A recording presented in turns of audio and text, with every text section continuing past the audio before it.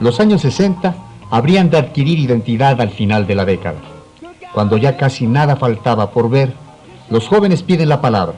En París, en Praga, en Los Ángeles, en la Ciudad de México, tomarían las calles y las aulas, pretendiendo dejar de ser objetos de consumo de lecciones moralistas, de campañas publicitarias, para convertirse en sujetos de sus vidas. Nada más, pero nada menos.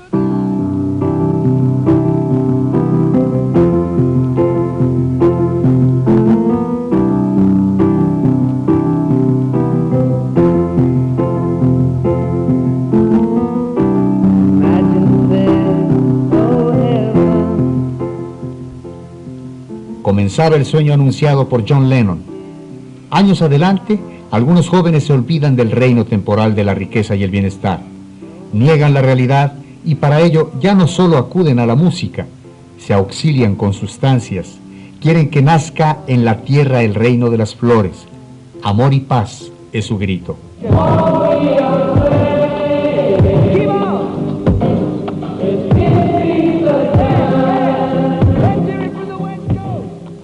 Otros, a los que tampoco agrada la realidad, intentan transformarla. La pinta en un muro parisino podría ser su bandera. Prohibido prohibir. Comienza a nacer un nuevo mundo. El parto es difícil, porque el viejo aún no acaba de morir.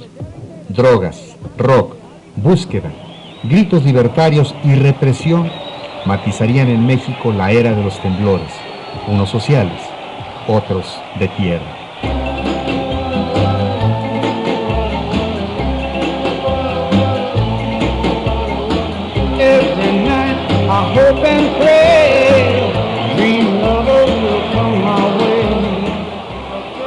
Salimos del 68 y queremos llevarte hasta 1985, año de heridas que tardarían en cicatrizar, pero que representaron la confirmación de un México nuevo, con una nueva visión del poder, ahora ejercido por algo que se llamaría más tarde sociedad civil. La última etapa de este viaje inicia un día de 1968. Para esas aceleradísimas fechas ya se transmitía mi programa Happenings a las 7 de la noche en el Canal 5. Desde que empezó el movimiento fuimos los únicos en la televisión que apoyamos abiertamente a los estudiantes. Macaria o el Pichi o los dos que eran los conductores lo proclamaban. Llevábamos poetas como Elsa Cross, que leyó versos sobre el movimiento. Al poco rato nos llegó la orden fulminante de que no mencionáramos más a los estudiantes. Entonces se me ocurrió que todos jugaran cuartos en el aire para que tuvieran que hacer la D con los dedos. Por estos chistes estuve a punto de acabar a golpes con Víctor Hugo O'Farrill y por supuesto Telesistema se negó a renovar el contrato de 13 programas a pesar de que Happenings tenía bastante público. José Agustín, el rock de la cárcel. Un día hubo una fiesta aquí en la prisión, la orquesta de los presos empezó a tocar. Tocaron rock and roll y todo se animó, y un cuarto se paró y empezó a cantar el rock.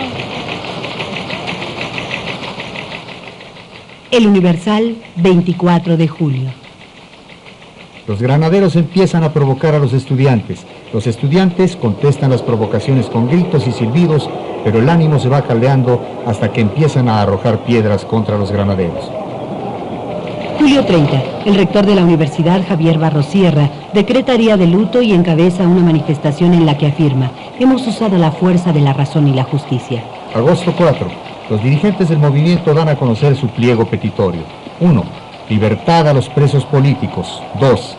Destitución de los generales Luis Cueto Ramírez y Raúl Mendiola Cerecero, jefe y subjefe de la policía respectivamente, así como del teniente coronel Armando Frías, jefe del cuerpo de granaderos. 3.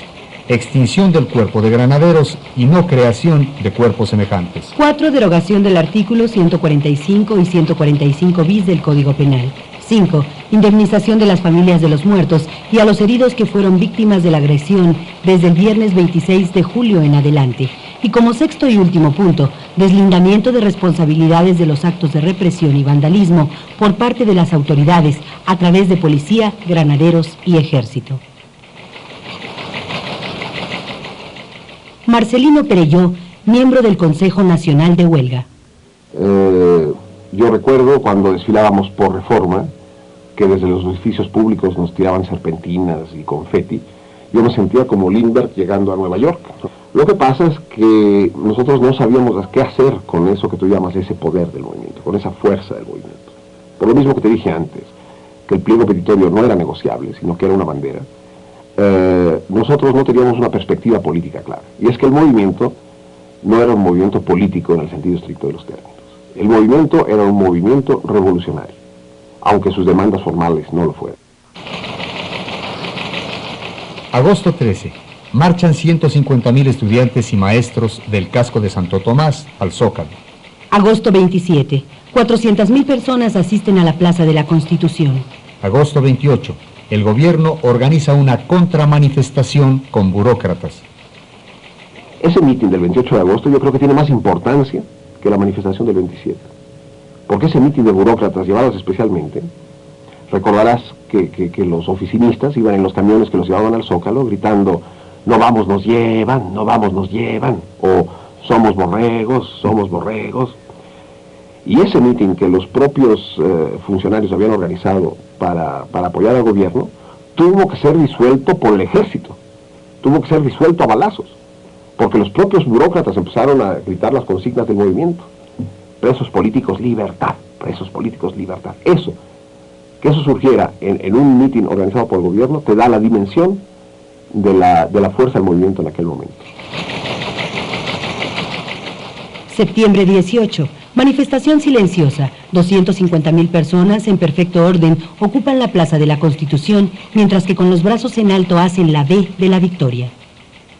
Gilberto Guevara Niebla, integrante del Consejo Nacional de Huelga. Entonces pasó algo maravilloso. No habíamos recorrido la primera cuadra cuando vimos que prácticamente había miles y miles de estudiantes a lo largo de Reforma esperándonos para incorporarse. La manifestación era gigantesca. Seguía extendiéndose y engrosándose, y se seguían incorporando estudiantes y gente. Y entonces el punto, a mi juicio, yo iba junto con otros estudiantes al lado de la cabeza de la manifestación, del frente de la marcha. Llegamos a Bellas Artes, y en Bellas Artes la multitud que se concentró sobre la calle de Juárez, por la Alameda, precisamente en la vuelta que dimos de Avenida Juárez hacia 5 de Mayo, era impresionante. La cantidad de empleados, de oficinistas que se asomaban, yo recuerdo de la Torre Latinoamericana y del edificio que está exactamente enfrente, era enorme la cantidad de turistas. Y recuerdo muy bien a un policía de tránsito que se había retirado su gorro y se lo había, por su gorra, y la tenía en actitud solemne colocada y a manera de saludo marcial sobre el pecho, y se le derramaban las lágrimas. Septiembre 23. Renuncia el rector Barros Hierro. Septiembre 24. El ejército entra al casco de Santo Tomás. La manifestación silenciosa estuvo rodeada de avisos de que nos iban a masacrar, y la gente salió. Y yo recuerdo cuando llegué con Raúl, creo que de Raúl Gamundi y otro compañero, no me acuerdo quién sería el otro compañero, cuando llegamos al Museo de Antropología, a la hora que habíamos citado, estábamos solos, y de repente un inmenso río de gente, un inmenso río de gente. ¿De dónde salió la gente? Yo no sé de dónde salió la gente, pero un inmenso río de gente, cuando sabíamos que podía pasar cualquier cosa en la manifestación silenciosa. Y luego la disciplina de la gente, el cariño de la gente. La manifestación silenciosa fue el mejor momento del 68, el mejor momento. Otro buen momento fue la defensa del casco. Otro gran momento fue cuando recuperamos CEU. Todavía no salía el ejército y ya estábamos dando conferencia de prensa.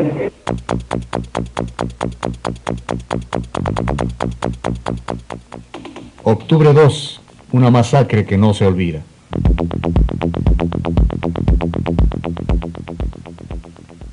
Octubre 3. Félix Fuentes, reportero de la prensa. Un helicóptero arrojó luces de bengalas sobre la Plaza de las Tres Culturas y unos 5.000 soldados dispararon sus armas para provocar el pánico en la multitud.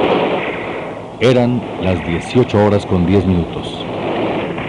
El fuego graneado de ametralladoras, bazucas y mosquetes había provocado la psicosis, la pesadilla. La gente trató de huir por el costado oriental de la plaza, pero muchos no lo lograron. Los soldados disparaban en todas direcciones. Resultó imposible conocer el número de muertos o heridos. La policía judicial esperaba la llegada del ejército para emprenderla contra los líderes estudiantiles.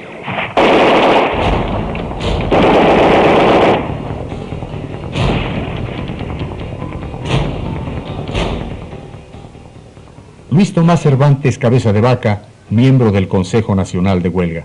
Para nosotros, las armas eran las leyes, la razón y el quijotismo que teníamos en ese momento. Y si un individuo a los 25 años no se siente joven, en plenitud de sus facultades, pues a esta edad que tenemos ahorita, a los 50 debería estar en un asilo, ¿no? Y a los 50 pues me siento totalmente joven, quizá ridículamente joven, pero me siento joven, ¿no?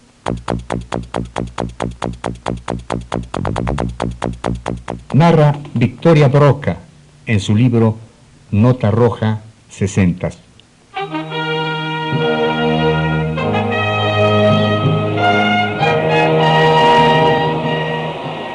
El día 4 de octubre desembarcó en Veracruz la llama olímpica.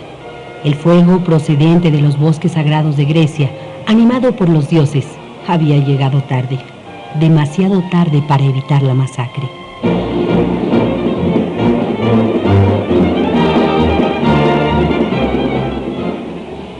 Tras la brillante ceremonia de inauguración, México y el mundo fueron testigos de la implantación de múltiples marcas atléticas, entre las que destacó la del norteamericano Bob Beamon, quien en salto largo dejaría una cifra de 8.90 metros que por muchos lustros prevaleció en los anales deportivos. En la gimnasia, el duelo entre checoslovacas y soviéticas encabezadas por Vera Chaslavska y Natasha Krusitskaya respectivamente cautivaba a los espectadores. Mientras tanto, en otras disciplinas, la repartición de medallas se daba preferentemente entre soviéticos, norteamericanos y alemanes orientales, sin que los japoneses, australianos, italianos y kenianos se mantuvieran al margen de los premios.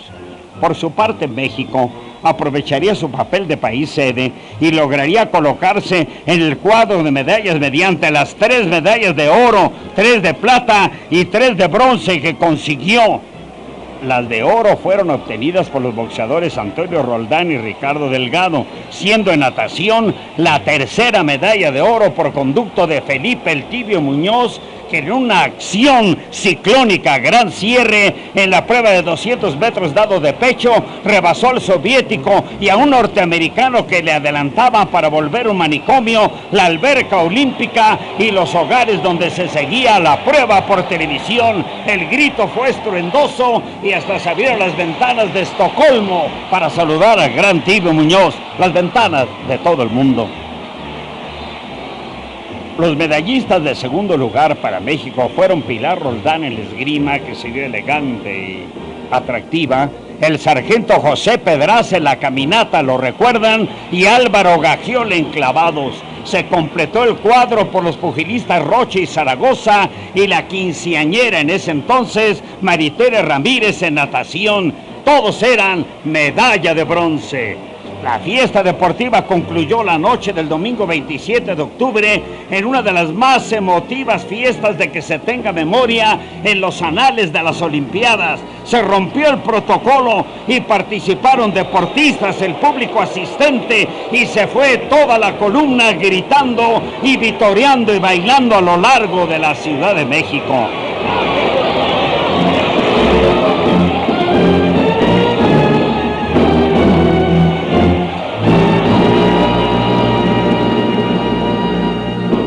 Residencia Oficial de Los Pinos, diciembre de 1968. Felipe Tibio Muñoz es recibido por el presidente Gustavo Díaz Ordaz. Me presentó a su familia, me presentó a los empleados. Conocí ahí a su nieto que era su adoración, me acuerdo, porque estábamos muertos de la risa porque iba corriendo con una vela grandota, apagada. Y él decía que era keto, Keto Basilio, era Enriqueta Basilio, dice, yo soy Keto Basilio. Estaba corriendo en todos los lados como si llevara la antorcha, y eso le ocasionó a él una sonrisa muy grande porque estaba viendo a su nieto, ¿no? Y en la plática, y de tanta confianza que me dio el señor presidente, y de 1.000.000 de cosas que platicamos, se me ocurre decirle, oiga, señor presidente, qué gacho lo de Tlatelolco, ¿verdad?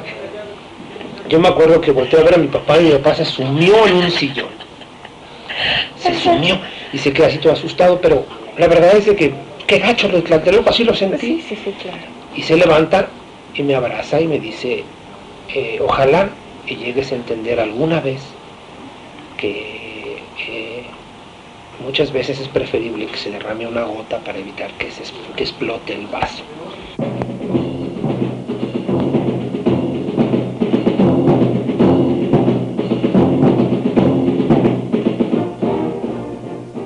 Profesor Eberto Castillo. El movimiento, por más que le han querido echar humo y tierra encima, pues es una huella que quedó en la historia del país y que, en mi opinión, es el que ha abierto el camino a los balbuceos democráticos que tenemos ahora. Para mí el 68 es el padre de toda la insurgencia, pues que se dio en los años 70, en los años 80, y que está pues tratando de cuajar en los 90.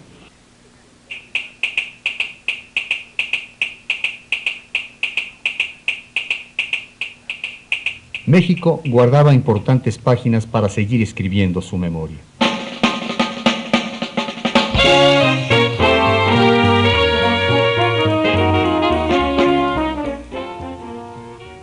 En 1969 destacaron por su actuación Beatriz Sheridan y Mónica Serna en un tranvía llamado Deseo de Tennessee Williams, Claudio Obregón en La danza macabra de Strindberg, Alejandro Suárez en La fiaca de Talesnich y José Carlos Ruiz en Los albañiles de Leñero.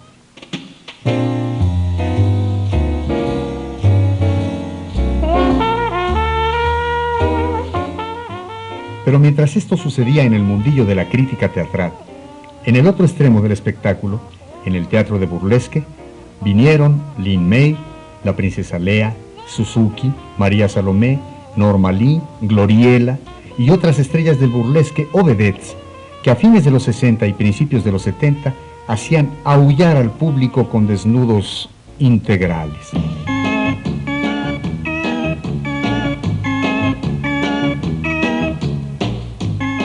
La popularidad de las chicas del burlesque hizo que al finalizar los 60 y al comenzar los 70 llegaran hasta la televisión, primero en el programa para desvelados de Paco Malgesto y luego, más recatadamente, en el de Loco Valdés. Malgesto se ganó unas cuantas multas cuando varias estrellitas perdieron accidentalmente sus sostenes en medio de sus presentaciones televisivas en vivo. El interés por los espectáculos picantes hizo que la vedeta argentina Zulma Fayad tuviera efímeramente lo que puede ser considerado el primer programa definidamente erótico de la televisión mexicana.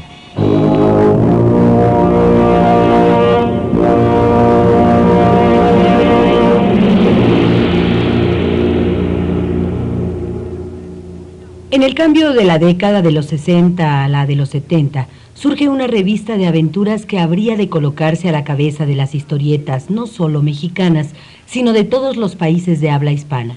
Sus autores, Rafael Cuthberto Navarro y Modesto Vázquez, tuvieron el acierto de crear no solo un personaje, sino toda una leyenda, a tal grado que en la versión radiofónica no se le daba crédito a Luis Manuel Pelayo.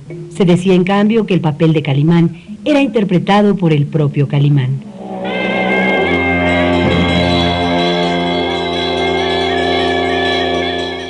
La magia de un personaje oriental, galante con las mujeres, tierno con los niños e implacable con los malvados, cautivó a los adolescentes de los primeros 70 que empezaron a interesarse por las artes marciales, el hipnotismo y otros exotismos. La leyenda se remontaba a una región de la India cuyos soberanos no habían podido tener hijos. Un santón les pronosticaba que la alegría vendría de las montañas. En efecto, en una cesta, Cual Moisés del siglo XX, un recién nacido fue arrastrado por las aguas de un río hasta que fue recogido por un grupo de pescadores que lo entregaron a su soberano.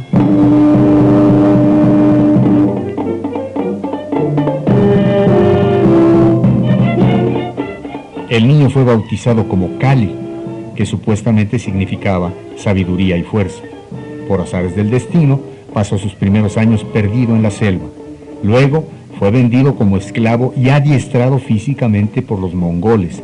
Desde los 15 años estudió con monjes del Tíbet, quienes le añadieron una sílaba a su nombre. Desde entonces fue Kalin Man, y el sentido de la justicia se agregó a sus cualidades de fortaleza e inteligencia. Antes de conocer a Asolín, interpretado en radio por Luis de Alba, Calimán se enamoró de una joven inglesa. Este romance terminó trágicamente cuando la muchacha fue asesinada por un traficante de esclavos. Para vengarla, el hombre del turbante recorrió todo el continente africano hasta castigar al asesino. Más tarde regresó a la India y luego al Tíbet, donde perfeccionó sus estudios antes de emprender nuevas aventuras por los 5 continentes.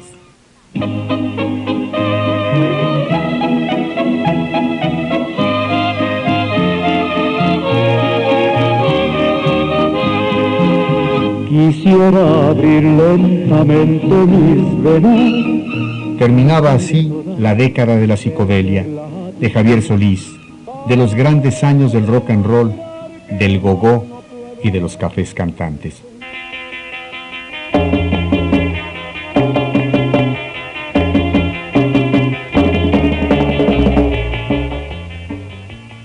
En la década de los 60 crecieron los cabellos, pero también las ideas y una nueva generación de escritores mexicanos. Se alargaron las distancias, pero se mejoraron los sistemas de propulsión, el hombre puso el pie en la luna y los que nos quedamos en la Tierra conocimos un satélite que se llamaba Pájaro Madrugador. Se iba la época de las utopías, de las brigadas de alfabetización en Cuba, de los viajes mágicos y misteriosos, los tiempos para hacer el amor y no la guerra. Los ideales corrían el riesgo de pervertirse. Los cambios que demandaban los jóvenes estudiantes continuarían posponiéndose, a veces con toda la fuerza de la represión.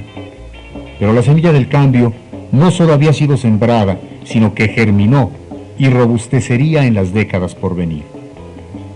México guardaba importantes páginas para seguir escribiendo su memoria.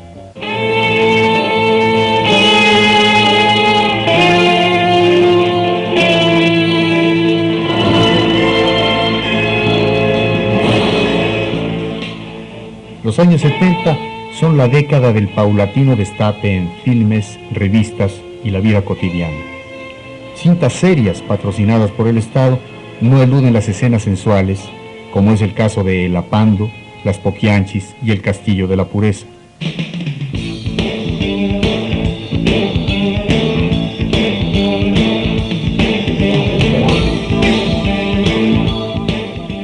Pero pasando el tiempo, los filmes que obtienen la preponderancia son los de la serie de ficheras, cuyos títulos son de sobra conocidos, en los que se confunde el erotismo con la sucesión de desnudos con cualquier pretexto y en los que saltan al estrellato guapas mujeres como Sasha Montenegro, Angélica Chaín y otras.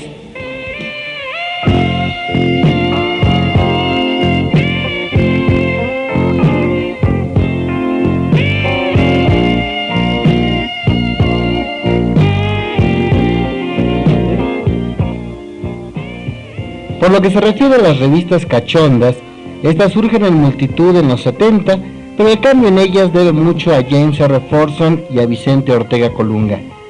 Forson tiene el mérito de haberles quitado el estigma de ser populacheras y solo para hombres, al mezclar en sus publicaciones buena obra literaria, calidad fotográfica y temas políticos y sociales, lo que llevó a expandir su público a sectores con intereses más intelectuales.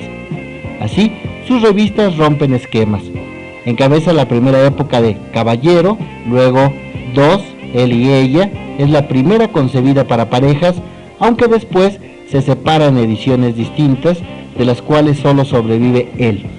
Finalmente, de julio de 1975 a agosto de 1976, publica Eros, que es abatida por la censura por incluir artículos de personalidades opositoras al régimen y fotografías de parejas o de hombres desnudos que hoy serían concebidas como sumamente inocentes. Ortega Colunga comenzó con su publicación Yo, que cambió sucesivamente su nombre por el de Yo, su revista Yo, y finalmente Viva. En ellas tuvo el mérito de desvestir, o medio desvestir, a grandes y pequeñas estrellas del espectáculo nacional. Por sus páginas pasaron Julissa, Ofelia Medina, Jacqueline Voltaire, Olga Briskin, Thelma Tijoux, Wanda Sexo, Fuensanta, para mencionar solo algunas.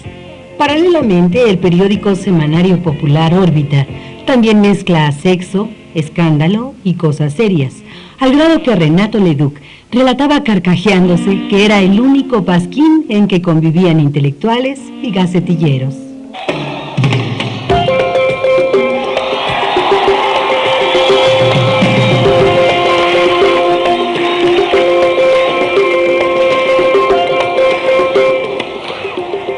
Al iniciar la década de los 70, la atención del pueblo se centró en el Mundial de Fútbol, que fue inaugurado el mediodía del 31 de mayo de 1970 con el juego entre México y la Unión Soviética. Había tanta expectación, era tan esperado que resultó aburrido con el marcador de 0-0. Junto con el Estadio Azteca, eran también sedes de esta Copa del Mundo la Bombonera de Toluca, el Cuauhtémoc de Puebla, el Nou Camp de León y el Jalisco de Guadalajara.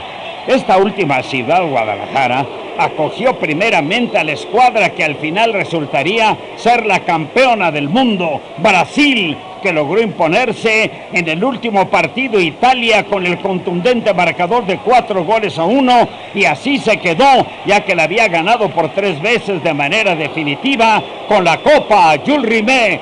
Brasil, Brasil, se oía hermoso por todo el mundo. Destacaban entre los futbolistas del Brasil Pelé, quien jugaba su 4ª Copa del Mundo, 1958, 1962, 1966 y 1970. Al lado de Pelé estaba Jair, quien anotó goles en todos los juegos en que intervino, un total de 10. Estaba también Gerson, el gran maestro, Clodoaldo, Rivelino, Tostó. Entre todos cautivaron al público local con espectacular y efectivo juego. El Brasil se arropó con las banderas de todo el mundo y con todas las emociones.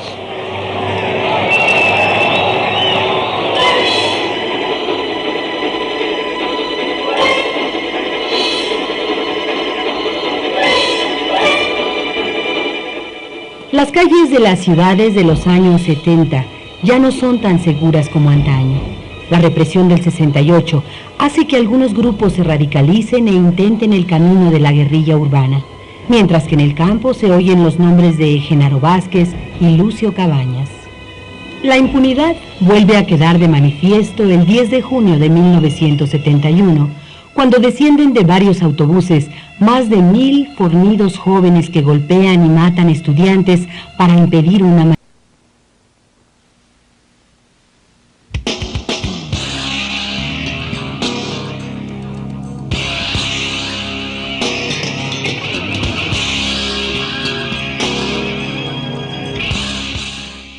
Años más tarde, a pesar de que las arbitrariedades del Poder Judicial no pudieron erradicarse, los mecanismos de defensa ciudadanos harían imposible, o por lo menos muy difícil, que se perpetraran nuevas masacres. Luis de la Barrera Solórzano, primer presidente de la Comisión de Derechos Humanos del Distrito Federal. Estamos observando muy claramente, con datos contundentes, avances importantísimos respecto de los abusos, respecto del combate a los abusos de poder. El abuso de poder impune ha constituido en nuestra historia uno de los agujeros negros de nuestro sistema de justicia y hoy están siendo combatidos muy seriamente.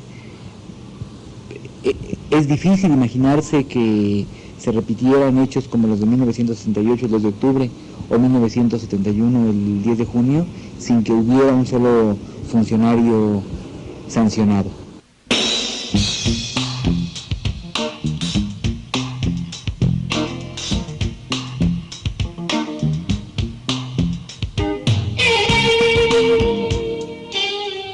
En las modas, los 70 son contradictorios. Comienzan con el lanzamiento de los hot pants, que se adhieren a la parte superior de los muslos y a las caderas de las jóvenes. La prenda se complementa con blusas transparentes y pantimedias multicolores. Pero luego se va generalizando la mezclilla, la informalidad que llega a la negación de todo atuendo sexy en nombre de la comodidad.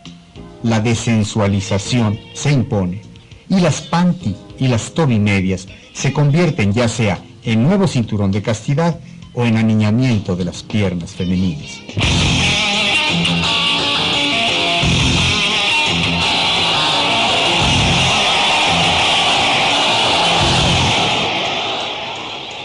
En septiembre de 1971 tuvo lugar un acontecimiento notable para los jóvenes, el Festival de Avándaro. Los Dux Dux, Tequila y los grupos Peace and Love y División del Norte tocaron ante miles de jóvenes de todas las clases sociales que esa noche no dejaron de circular marihuana, hongos, alcohol y hasta cemento. No faltaron los desnudos, los intoxicados y hasta los acatarrados por la lluvia. Pero a pesar del escándalo que hicieron algunos periódicos, no hubo muertos. Los muchachos lograron hermanarse y los daños fueron mucho menores que el que provocaron los halcones el año anterior, cuando oficialmente se reconocieron 9 muertos.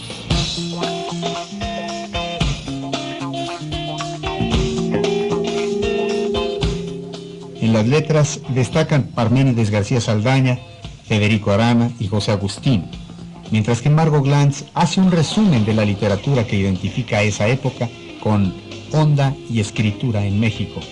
Por su parte, la radio que estaba de moda en esa época sonaba así.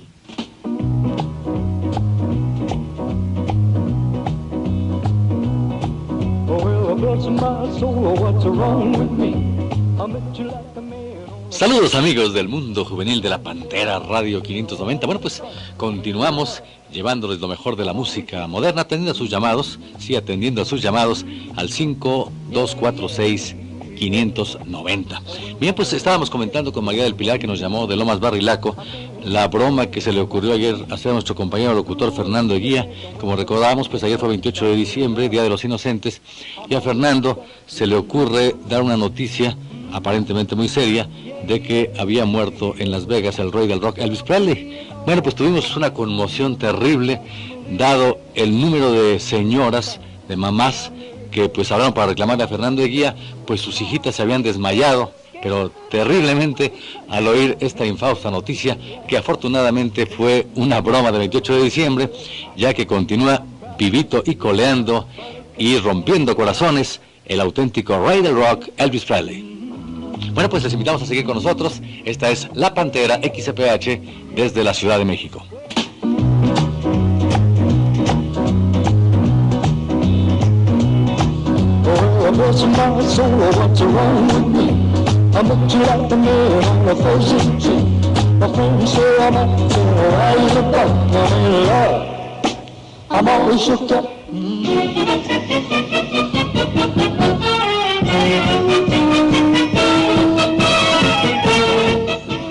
Durante los Juegos Olímpicos de Montreal 76, México empieza a mostrar su potencialidad en la prueba de caminata con el policía regiomontano Daniel Bautista, quien llega en el primer lugar en la prueba de 20 kilómetros.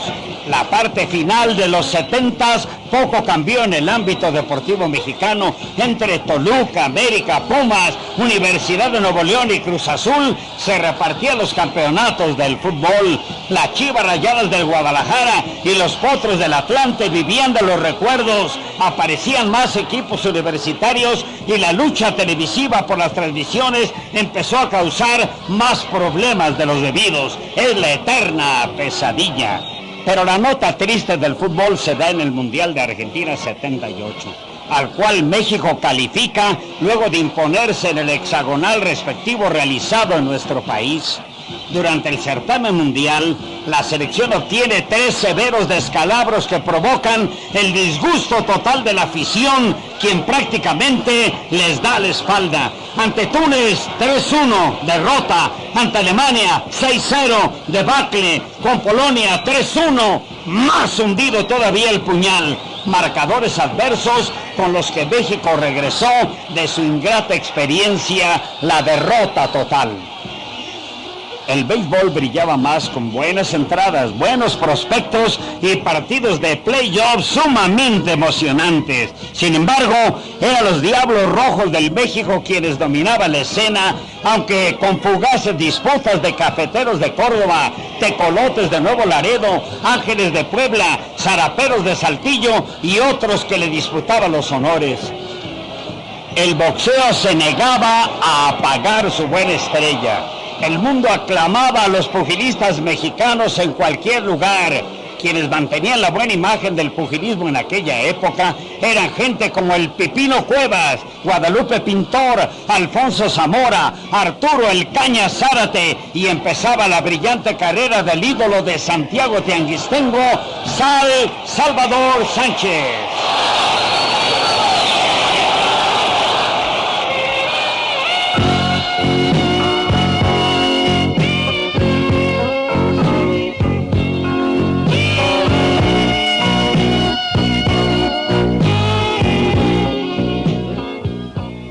Y al fin llega la década de los 80, la del resurgimiento de la sensualidad en todos los órdenes. En las revistas, noviembre de 1981 es una fecha histórica. Luego de más de 6 décadas en las que el bello, o sea, el bello público, no era público más que en fotos clandestinas. En ese mes, la revista Caballero y su revista Yo se disputan por unos días la primicia de presentar un atisbo de esos capilares. Pero es solo hasta agosto de 1983 cuando la segunda publicación presenta sin censura a la legendaria Lin May, a quien corresponde el honor de ser la primera cuya imagen sale así retratada en una revista de venta abierta y legal. Los 80 son también los del tratamiento abierto y no burlesco de temas antes solo insinuados de la sexualidad. Filmes como El lugar sin límites o El hombre de la mandolina abordan el tabú de la homosexualidad. El erotismo llega hasta las conservadoras revistas femeninas comerciales e incluso las antes muy recatadas novelas rosas que se expenden en los puestos de periódicos suben de color para incluir escenas sensuales.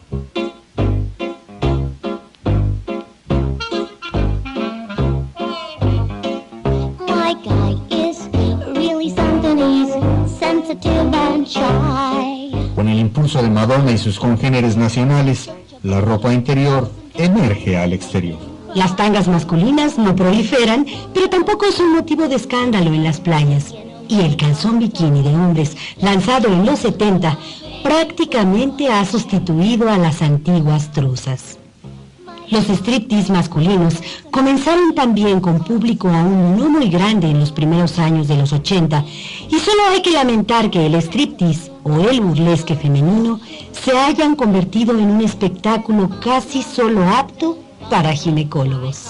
En cambio, las medias negras, sean lisas, de encaje o hasta de red, antes privativas del oficio más antiguo, son lucidas generalizadamente desde las jovencitas hasta las mujeres serias y adultas.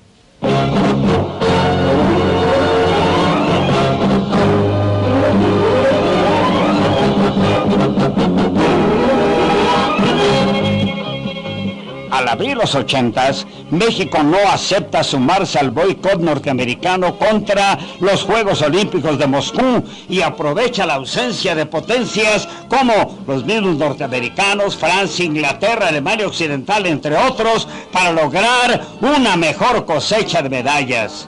Descolló entre las medallas la obtenida por el clavadista Carlos Girón, a quien prácticamente le arrebataron los jueces la presea de oro para entregársela a un soviético, al que le permitieron repetir el clavado final que había fallado, y con esto desplazaron a Carlos Girón hacia el segundo lugar, medalla de plata. Al inicio de los 80s, el béisbol sufre un golpe que le provoca un estado vegetativo. Un grupo de peloteros inconforme con el trato que le daba a sus patrones decide crear la Asociación Nacional de Beisbolistas, la ANABE, para defender mejor sus intereses. De inmediato los muchachos de la ANABE declararon la huelga, la cual fue reprimida violentamente por los patrones, quienes no permitieron el más mínimo diálogo con los jugadores. El resultado se vio de inmediato. Los aficionados se alejaron de las tribunas. La liga, que ya contaba con 20 equipos, se ve reducida a solo 8 novenas y el béisbol mexicano prácticamente desapareció del mapa. Estado vegetativo. Al año siguiente, 1981, la única nota preponderante en la pelota caliente la da un joven nacido en Echoaquila, Sonora, quien había pasado sin pena ni gloria por la Liga Mexicana. Tras recibir una oportunidad con los Dodgers de Los Ángeles, realiza una de las mejores campañas de que se tenga memoria, hasta lograr en el mismo año el premio al mejor novato y el premio Cy Young. No puedo esconder el nombre que gritó todo el béisbol de las grandes ligas: Fernando Valenzuela, la Fernandomanía. En noviembre de ese año de 1981, el fútbol vuelve a dar de qué hablar, y al volver a disputar en un hexagonal ahora en Honduras, el boleto para el Mundial de España 82 es eliminado otra vez. Se vuelve a hablar del ambiente hostil y de 1000 brujerías. México queda fuera al perder con El Salvador, empatar con Honduras, Canadá y Haití y solamente ganarle a Cuba. Bueno, cuando menos fumamos un buen habano, caballeros.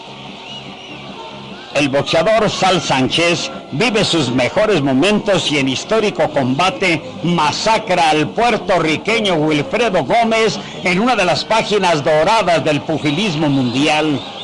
Al celebrarse las Olimpiadas de Los Ángeles, California, 1984, México aprovecha el boicot ahora de los países de la cortina de hierro para volver a acumular varias medallas. Los hombres de la marcha: Raúl González con oro y plata en 50 y 20 kilómetros, Ernesto Canto con oro en 20 kilómetros, sobresalen sobre el resto de los competidores mexicanos. Ese año de 1984 se confirma que ni Colombia ni el Brasil podrán organizar la Copa del Mundo de Fútbol de 1986. Entra México al relevo aceptando el compromiso y el gran certamen realizará su segunda Copa del Mundo. Sobre el fútbol, otro mexicano triunfa en el extranjero y logra en el balompié ibérico marcas y récords antes inimaginables por algún jugador mexicano.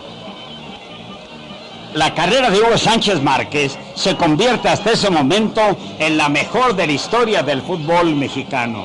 El estadio de la ciudad universitaria vive en 1985 un capítulo triste al fallecer 9 aficionados asfixiados en el túnel 29 por una turba que intentó penetrar a la fuerza para ver la final que estaba jugándose entre los Pumas locales y el equipo América. Página triste, página de dolor. Al día siguiente de la tragedia, los lectores de periódicos se conmovían. Veían la fotografía del padre cargando el cadáver aplastado del pequeño de solo 11 años en las afueras del túnel. La fotografía se disparó por todo el mundo.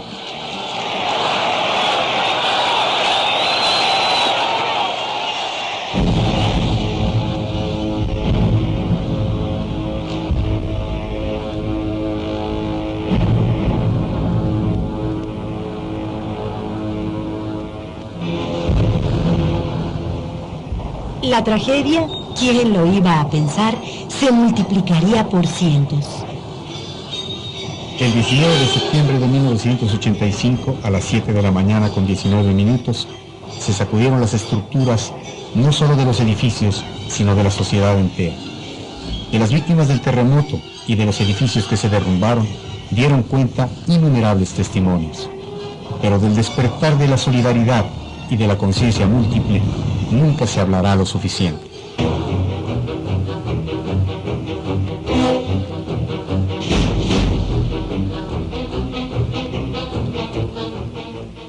Las primeras víctimas del terremoto, o al menos las que se volverían más visibles, serían las personas detenidas en los separos de la Procuraduría de Justicia, cuyos cadáveres mostrarían signos de tortura, y las costureras de varias empresas, atrapadas sin posibilidad de escape, porque las ventanas de los talleres estaban enrejadas, supuestamente para que no se robaran los hilos.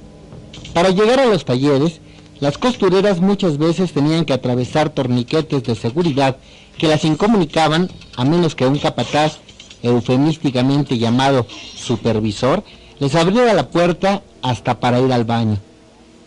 Las evidencias de abusos de autoridad que descubrió el terremoto influyeron notablemente en la conciencia social de que existían los derechos humanos, aunque para entonces todavía faltaban varios años para la creación de las comisiones respectivas.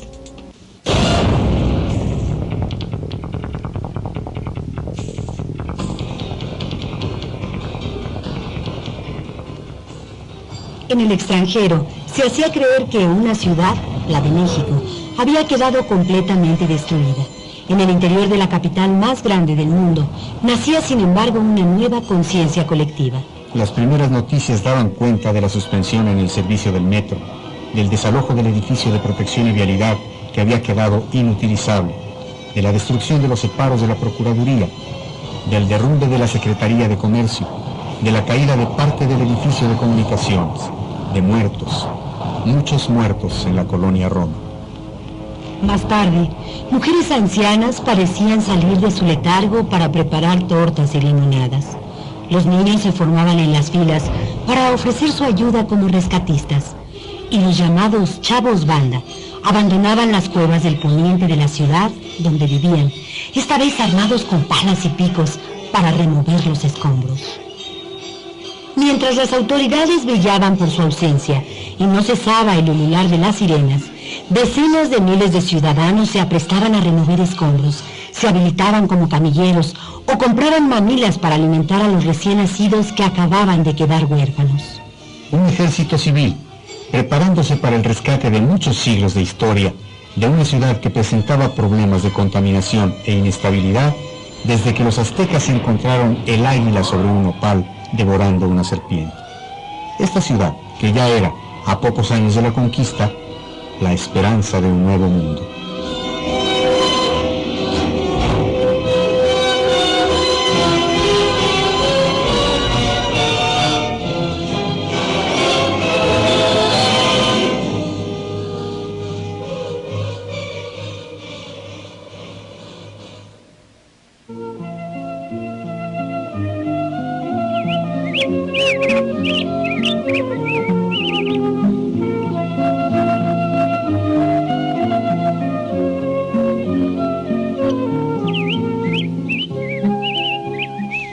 Es tiempo ya de que llevemos a pasear por México, cual nuevo Ulises, a nuestro amigo Alfaro, que tanto lo desea, para que admire la grandeza de tan insigne ciudad. De este modo, mientras le vamos enseñando lo más notable, él nos dirá algo que no sepamos o nos confirmará lo que ya sabemos.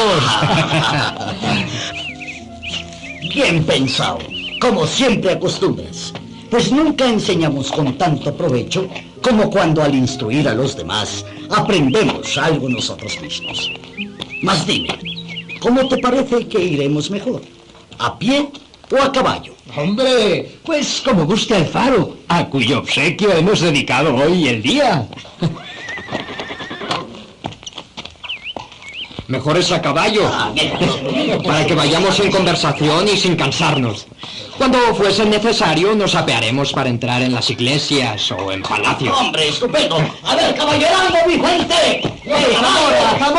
Zamora, decime, ¿qué calle tomaremos?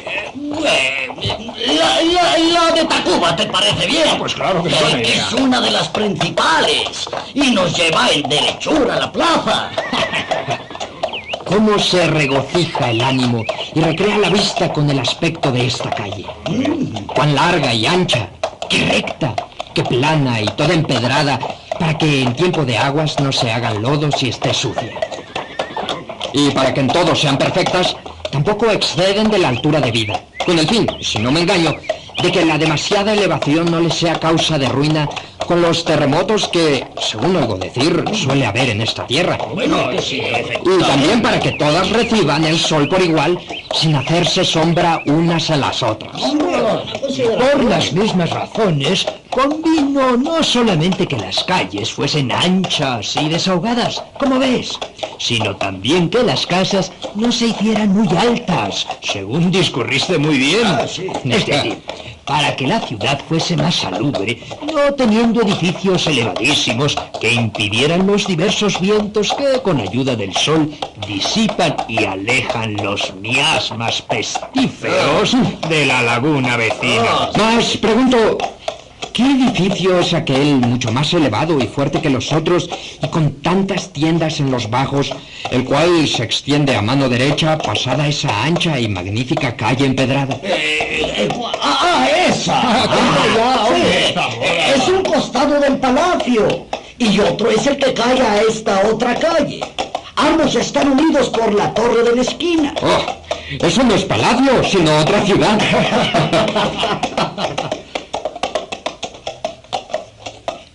Desde esta calle que, como ves, atraviesa la de Tacuba, ocupa ambas aceras hasta la plaza toda clase de artesanos y menestrales, como son carpinteros, herreros, cerrajeros, zapateros, tejedores, barberos, panaderos, pintores, cinceladores, sastres, borceguineros, armeros, veleros, ballesteros, espaderos, bizcocheros, pulperos, torneros, etc., sin que sea admitido hombre alguno de otra condición u oficio. ¡Qué ruido y qué bulliciosa muchedumbre de gente a pie y a caballo! Más parece una gran feria que una calle. Pues estamos ya en la plaza. Mira, examina bien si has visto otra que le iguale en grandeza y majestad. Ciertamente que no recuerdo ninguna. Ni creo que en ambos mundos pueda encontrarse igual. Claro que no. Dios mío, cuán plana y extensa. ¡Qué alegre! ¡Qué adornada de altos y soberbios edificios por todos cuatro vientos! ¡Qué regularidad! ¡Qué belleza! ¡Qué disposición y asiento! En verdad que si se quitasen de en medio aquellos portales de enfrente, podría caber en ella un ejército entero. Claro, por supuesto. Pues, ¿cómo pudo Cortés ganar ciudad tan populosa y asentada entre pantanos igualmente impropios para infantería que para caballería? Imagínate, claro, pues con una traza deshizo otra. Pues reconocida primero la profundidad de la laguna, construyó, con ayuda de Martín López, ciertos navichuelos, capaces de acometer uno solo muchas canoas y vencerlas. ¿Y cuál es la fuente que produce tanta agua? Hombre, pues la de Chapultepec. Es un lugar célebre por las historias de los indios y por su abundancia de aguas. Si te parece, iremos allá después de comer, para que desde un cerro que está inmediato veamos perfectamente los alrededores de México. ¿Te parece? Vamos, pues vamos, después de comer. ¿Con qué objeto está el bosque cercado de tapias tan altas y solo a muy pocos se permite la entrada en él? Pues para que no ensucien el agua los indios que pasan y para que los cazadores no maten o ahuyenten la mucha caza que hay de gamos, ciervos, conejos y hasta liebres. Vaya, ¿qué inscripción es la que está en una lápida sobre la puerta? A ver, acerquémonos. Dice Don Luis de Velasco, virrey de esta nueva España, dedica a su soberano este bosque, lugar de recreo público, hermoso por su frondosidad y fábrica. Tiene sabor antiguo. Y lo mejor es que dice la verdad. Una sola puerta da paso a la fuente y árboles altos y copados sombrean la entrada. Y para que no caigan dentro las piedras y peñascos, las basuras e inmundicias que puedan bajar del cerro cercano, está el manantial rodeado de una alta tapia. Aunque he visto mucho, jamás hallé cosa tan digna de verse como esta fuente. Apenas se acerca uno a ella cuando ya admira, recrea y conforta la vista y el ánimo con extraño y casi increíble deleite. Su estado de ánimo. Cuán grande y dilatada es la extensión de la fosa. Cuánta su profundidad. Y tal que en muchas partes no se descubre el fondo. Cierto que tiene ámbito y honduras suficientes para una nave de carga.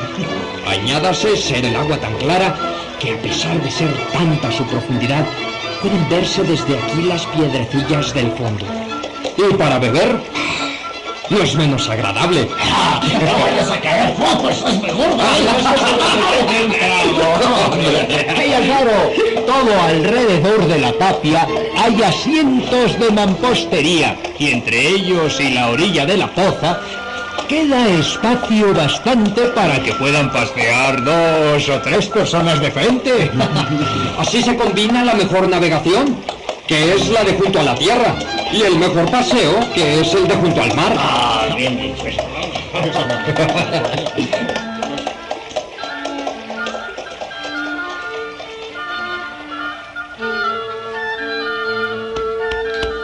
Tiende ahora la vista y abarcarás por entero la Ciudad de México.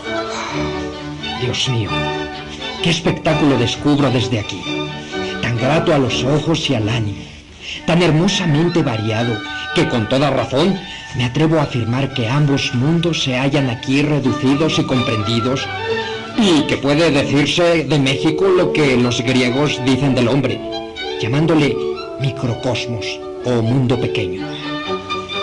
Está la ciudad toda asentada en un lugar plano y amplísimo, sin que nada la oculte a la vista por ningún lado. Los soberbios y elevados edificios de los españoles, que ocupan una gran parte del terreno, y se ennoblecen con altísimas torres y excelsos templos. Están por todas partes ceñidos y rodeados de las casas de los indios, humildes y colocadas sin orden alguno, que hacen veces de suburbios. También sobresalen iglesias de tan magnífica construcción como las otras. Y es tanto el terreno que ocupan las habitaciones de indios y españoles que no es asequible cerrarle con muros. Más lejos rodean la ciudad lomas, collados y montes de desigual altura, unos naturalmente selvosos y abundantes de madera, otros cultivados y fertilísimos. En todos se ven muchas haciendas que embellecen admirablemente la ciudad y los campos circunvecinos.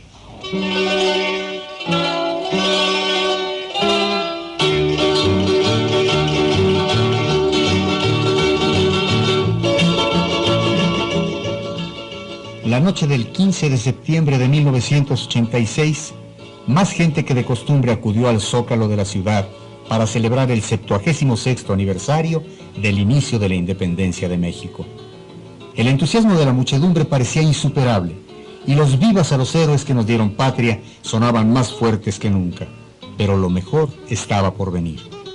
Casi al final de la fiesta, mientras un rayo láser se proyectaba frente a Palacio Nacional, simulando una campana al vuelo, se encendió un nuevo juego pirotécnico. Cuando las llamas permitieron leer el mensaje, un grito de júbilo escapó de más de 100,000 gargantas. México sigue en pie, anunciaba jubiloso el efecto pirotécnico, y en los millones de personas que estaban en el Zócalo o seguían la ceremonia por televisión, cruzó un pensamiento. Quedaban muchos mañanas para seguir escribiendo a México en su memoria.